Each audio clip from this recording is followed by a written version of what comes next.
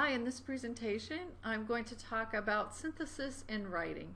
When I was reviewing some of the drafts for the final papers, I know that I gave comments to many people that there needed to be more synthesis in the literature review and in the answers to the research questions. And I realized that that might not necessarily be intuitively obvious to everyone, so I thought I'd give you some examples to help you understand the concept a little bit better.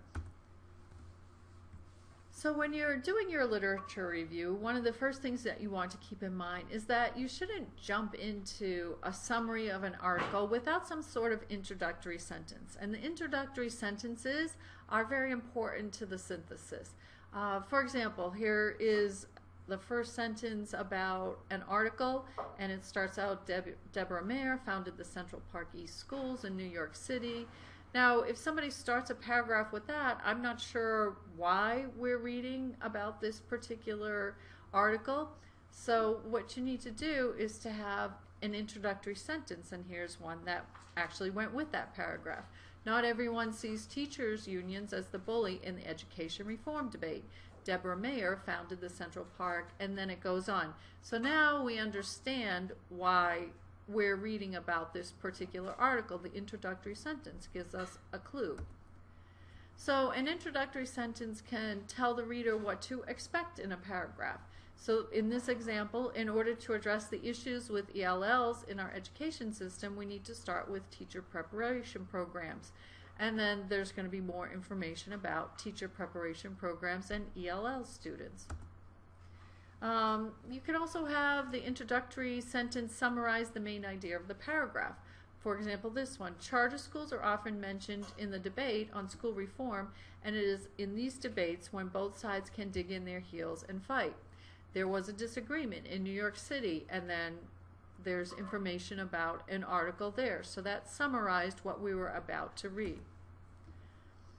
So your introductory sentence also can make connections from one paragraph to another, and it helps the reader transition from one article to the next, because what we don't want with the literature review is here's a summary of one article, here's a summary of another one, here's another summary.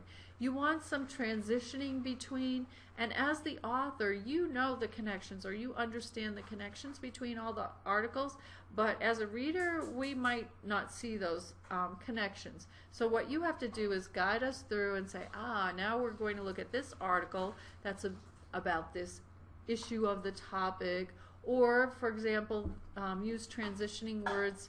There's however is being used in this one because they're talking about one point of view, and now the author's switching to another point of view. So, however, advocates of separate schooling or classrooms state that separating the genders allow for students to challenge gender roles.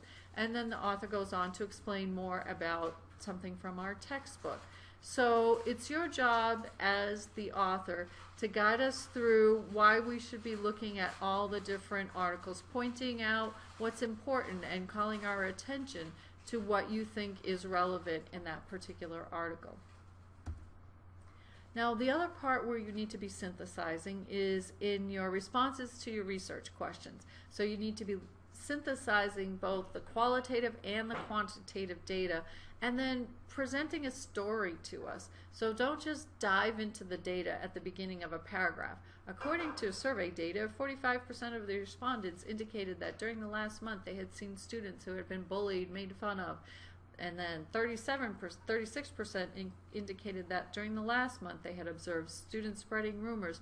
So it's just a bunch of numbers or a bunch of data. What we need is something at the beginning, an introductory sentence that tells us why we're looking at those numbers, or makes a little bit of sense for us of the numbers or of the qualitative data. So here's an example of an introductory sentence about qualitative data. Educational qualities are not the only factors used when choosing schools, in the discussion board explains.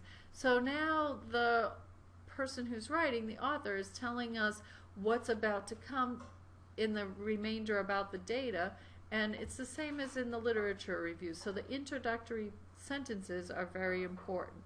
So I have a couple other examples that I wanted to show you. And this one is about the data analysis, and this is actually the example that's on Blackboard. So here you have the research question, and this is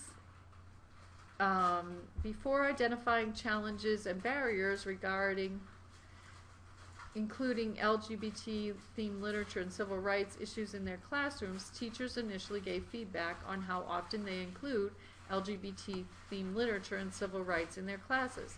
Then, according to the survey. So this, again, is a nice introductory sentence to get us started with the survey data. And then they're transitioning us to the next part. The next step to fully understanding this research question is determining what barriers or challenges prevent teachers from including. So it's guiding us through the data rather than here's the survey data, here's the data from my discussion board. Even if you mix the two up together, you still need some transition sentence, some introductory, some summaries as we're going along, so that it's not just here's more data, here's more data, here's more data. Help the reader make sense of what all of this data means.